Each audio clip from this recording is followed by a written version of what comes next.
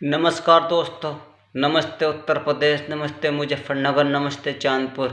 आज मैं आपको कोरोना काल में हुई स्थिति के बारे में बताना चाहता हूँ। माननीय मोदी साहब ने अचानक ही भारत में लॉकडाउन लगा दिया और लॉकडाउन इतना सख्त था कि लोग घरों से बाहर निकल भी नहीं सकते थे। जो व्यक्ति घरों से बाहर निकलता उसे पुलिस वाले बड़ी बेरहमी से पीटते और घर में बंद कर देते। हर तीसरे घंटे पुलिस वाले मोहल्लों में गांव में जाकर देखते कोई व्यक्ति घर से बाहर तो नहीं निकल रहा है। अगर घर से बाहर दिखता उसे पुलिस वाले बड़ी बेरहमी से पीट कर घर में धकेल देते थे। उसी संदर्भ में मैं आपको बताना चाहता हूँ, जैसे ही कोरोना काल में लोगों के काम काज ठप हो गए, लोगों के पास कमाने के लिए कोई भी काम नहीं रहा। काम करने के लिए घर से बाहर जाना पड़ता था, लेकिन घर से बाहर निकलने के लिए पुलिस वाले उसे मारते थे। कोई भी दुकान नहीं खुली थी, ना कोई परचून की दुकान थी, ना कोई चीनी लेने के लिए कोई दुकानें थी, ना सब्जी बेचने की कोई दुकान थी, ना कपड़े की दुकान खुली थी। कोई भी किसी प्रकार की दुकान नहीं खुली थी, सारी दुकानें बंद थी। इस स्थिति में गरीब लोग खाएंगे क्या और क्या बनाएंगे? सब्जी कहाँ से आएगी? रोज़मर्रा का खर्चा कैसे चलेगा? उसी संदर्भ में मैं आपको बताना चाहता हूँ कि माननीय मोदी साहब ने सोचा कि इन गरीब लोगों को अनाज और चावल राशन की दुकान से 6 महीने के लिए सस्ता कर दिया जाए, अर्थात फ्री दिए जाए। माननीय मोदी साहब ने 6 महीने तक इन लोगों को राशन फ्री कर दिया राशन की दुकान पर, और ये लोग राशन की दुकान पर जाकर फ्री 1 महीने का राशन लेते थे और दूसरे में उसी महीने में एक राशन पैसे वाला मिलता था, जिससे घर की स्थिति अर्थात खाद्य पदार्थ की कोई कमी नहीं रही। किंतु अब स्थिति कुछ और हो गई। अब ये गांव या शहर के मोहल्लों में आपको भाजपा के लोग कहते हुए मिलते हैं कि कोई भी प्रधानमंत्री ऐसा नहीं कर सकता था। कोई भी प्रधानमंत्री जो फ्री गेहूं चावल व दाल नहीं बांट सकता था, ऐसा एक ही प्रधानमंत्री है, वह है मोदी। मोदी ने 6 महीने तक जो फ्री खाना खवाया, अर्थात गेहूं और चावल दाल राशन की दुकानों पर फ्री बंटवाया।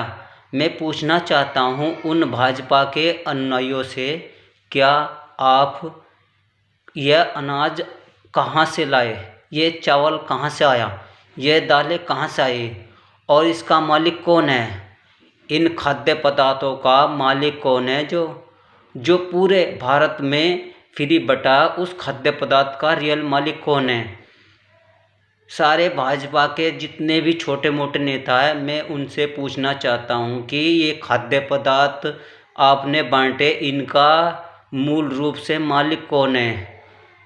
नहीं पता है तो मैं बताना चाहता हूँ, इनका मूल रूप से मालिक है भारत सरकार, और आप सब भारत सरकार के नौकर हो।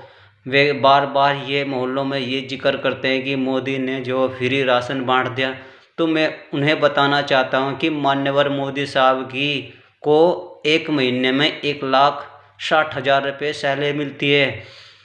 उन्हें इस कार्य के लिए मिलती है कि भारत सरकार में जितने भी गांव हैं, जितने भी राज्य हैं, जितने भी ज़िले हैं, उन सब के रख रखाव के, उनकी सुरक्षा का, उनके खाद्य पदार्थ का, उनकी देखभाल का जिम्मा उन सभी भारत सरकार के नौकरों पर है। और उनमें से जो एक प्रथम नौकर भारत का प्रधानमंत्री है, जो मान्यवर मोदी साहब है, जिसे इस काम की सैलरी मिलती है। अगर मान्यवर मोदी साहब ने राशन बांटा है, क्या अपने व्यक्तिगत खेतों से कटवा कर बंटवाया? क्या व्यक्तिगत पैसे से खरीद कर पूरे भारत को जो 6 महीने तक राशन खिलवाया? मैं पूछना चाहता हूं कि माननीय मोदी साहब ने क्या अपनी सैलरी को इकट्ठा कर 5 साल, पिछले 6 साल हो गए, उन 6 साल की सैलरी इकट्ठा कर उसका जो गेहूँ चावल अनाज खरीद कर पूरे भारत में 6 महीने तक बंटवाया? नहीं। मुझे ऐसा नहीं लगता, क्योंकि पूरे भारत में इतना अनाज चाहिए कि वे 2 दिन का पूरा भी नहीं पाट सकते। ये तो भारत सरकार ने अपने खाद्य पदार्थ के गोदामों से पूरे भारत में बंटवा है।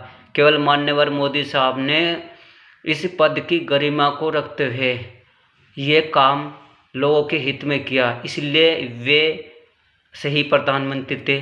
संकट काल में जो फैसला लिया वो जनमानस के लिए सुखदायी हुआ। दूसरी तरफ मैं बताना चाहता हूँ कि जब कोई मालिक अपना मकान बनवाता है तो मिस्त्री और मजदूरों को काम पर लगाता है। मिस्त्री और मजदूर उस काम के लिए अपनी मजदूरी निर्धारित करते हैं, रोज़ उन्हें मजदूरी मिल जाती है। जब उस मालिक का मकान बनकर तैयार हो जाता है तो मालिक को एहसान नहीं जताता है कि ये मकान मैंने बना दिया है, जाओ हमने तुम्हें मकान बना कर दे दिया। नहीं, मिस्त्री और मजदूर यह सोचता है कि इस मकान से मेरी मजदूरी निकली है, हमारा कोई काम नहीं था। मकान तो केवल खुद मालिक ने बनाया, अगर मालिक के पास पैसे ना होते तो ये मकान नहीं बनता। तो दूसरे संदर्भ में बताना चाहता हूँ कि माननीय मोदी साहब, अगर आपने कभी सोचा है कि ये सैलरी कौन देता है? भारत सरकार देती है।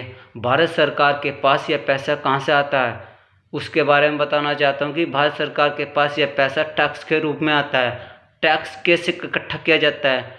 टैक्स, ये जो गरीब लोग हैं, 85% जो गरीब लोग कपड़ा पहनते हैं, खाद्य पदार्थ खरीदते हैं, जो भी वस्तु खरीदते हैं पहनने से, जो भी खाने पीने की, जैसे भी जीवन में जो भी काम आने वाली वस्तु सब खरीदते हैं, तो उन सब पर टैक्स होता है। यह 1-2 रुपया टैक्स का इकट्ठा होकर अरबों खरबों में भारत सरकार के खजाने में जमा हो जाता है, तब जाकर आपकी सैलरी बनती है सरकार। तो आप इन अपने भाजपा के छोटे मोटे नेताओं को, मंत्रियों को समझा दीजिएगा कि आपने अपने घर से इस राशन को नहीं बांटा है, भारत सरकार के खाद्य पदार्थ को नौकर के रूप में नहीं बांटा है।